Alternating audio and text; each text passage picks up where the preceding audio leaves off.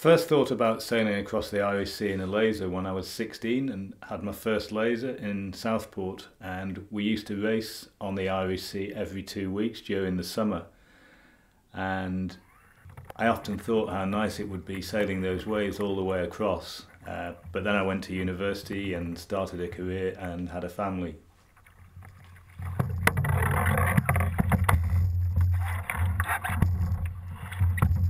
Yeah, in 2007, I became friendly with a guy from Dublin who sadly lost two friends through mental illness while he was at university. And he wanted to put together a charity event to sail across the Irish Sea from Dublin to the mainland, either to Wales or England. We'd been thinking about it for 5 years before we finally got round to doing the crossing in 2012.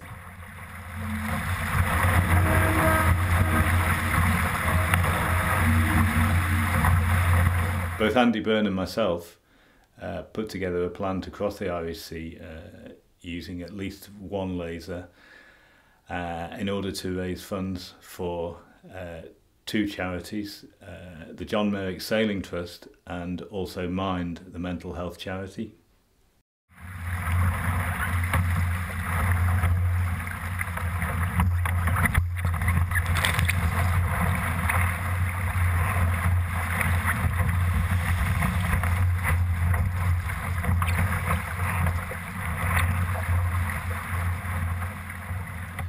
It took a long time to realise that things weren't right.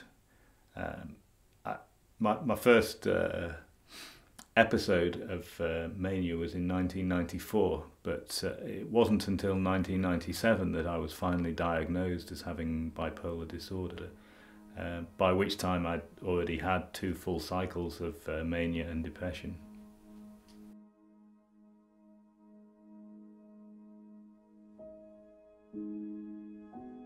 Bipolar disorder is a mental illness caused by a chemical imbalance in the brain.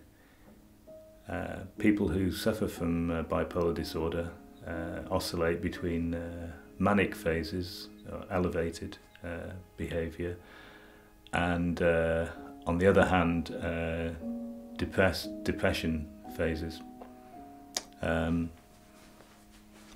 There are two forms of the illness: bipolar 1, which is more severe, and bipolar 2, which is less severe and is more manageable. Yeah, bipolar 1, which is what I suffer from, in the manic phase,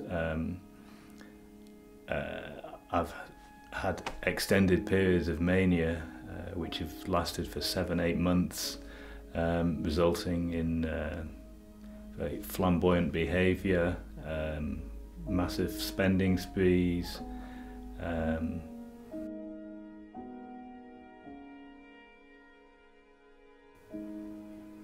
yeah, at the time you don't really recognise what's going on around you, and you know, you're having such a good time. The mania's kicked in.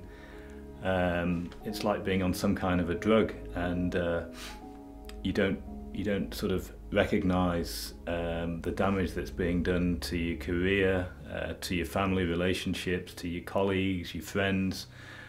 The fact that you're on a massive spending spree, everything just feels so fantastic that you ignore everything that's going on around you.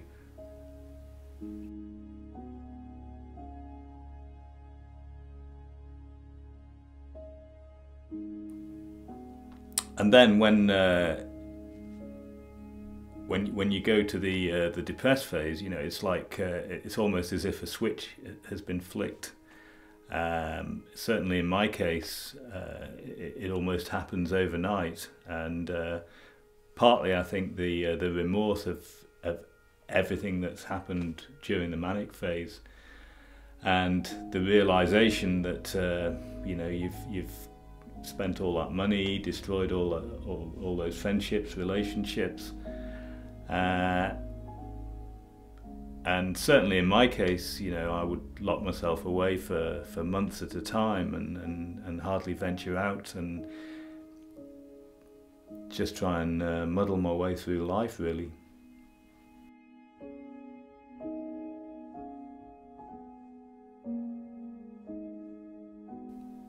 As opposed to the mania where I'd be sleeping 2 or 3 hours a night, in depression I'd be sleeping 12, 14 hours a day and hardly venturing out of the house, trying to do as little work as possible to avoid any contact with people. So if, for example, I spotted somebody I know, if I happened to go down to the supermarket, if I saw somebody I know coming the other way down the aisle, I would turn around and leave the supermarket. Yeah.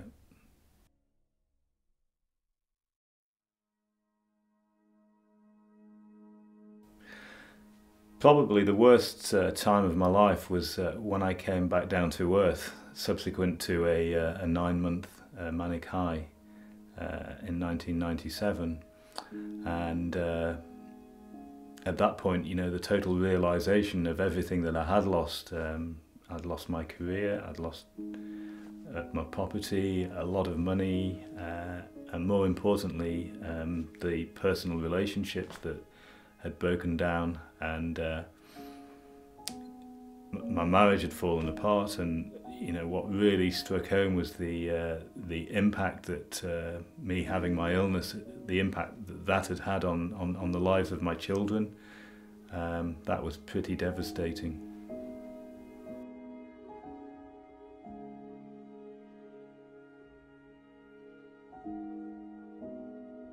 I did then accept that I was in a very, very bad situation. I was homeless. I didn't have any income. I didn't have a job. My wife was divorcing me. I wasn't sure where my children were. I didn't even know if I had access to them. And at that point, it finally sunk in that I was in a very bad situation indeed.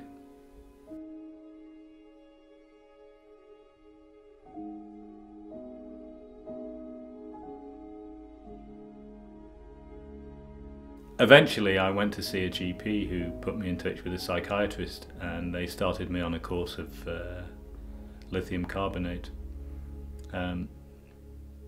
which is commonly used to alleviate the symptoms of bipolar disorder. Some people respond well to lithium. Some people suffer from side effects. Fortunately, I responded well and didn't suffer from any side effects. So in that respect, it worked out pretty well.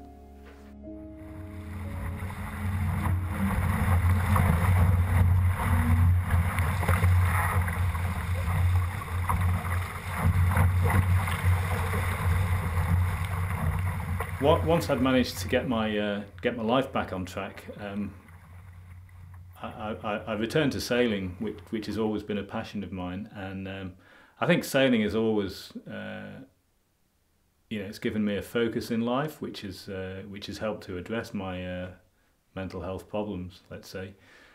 And one of the reasons that I wanted to do the Irish Sea crossing was to raise awareness of mental health issues, and also raise funds for both the John Merrick Sailing Trust and Mind, the mental health charity.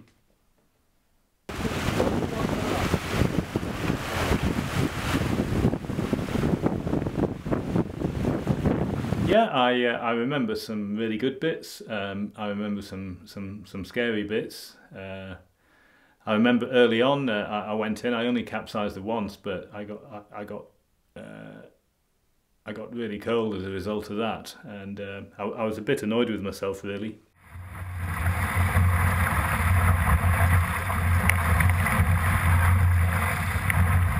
I remember thinking what a great place to be at one with nature, and really taking in everything that was going on around me, the marine life that I saw, the flocks of birds flying over, focusing on the various wave formations, the changes in the wind. I remember a couple of squall fronts coming through, which made things quite interesting.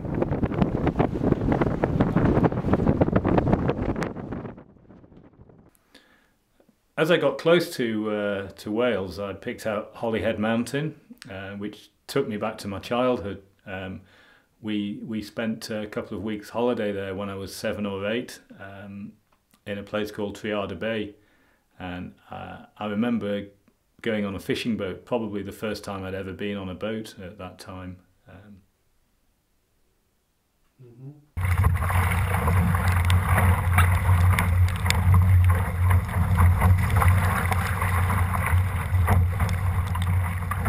I remember the sheer joy of sailing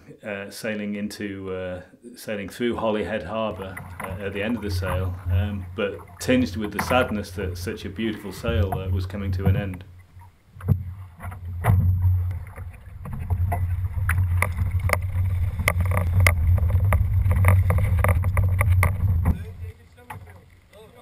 You got a Dave cam as well. Have you done it? Yeah.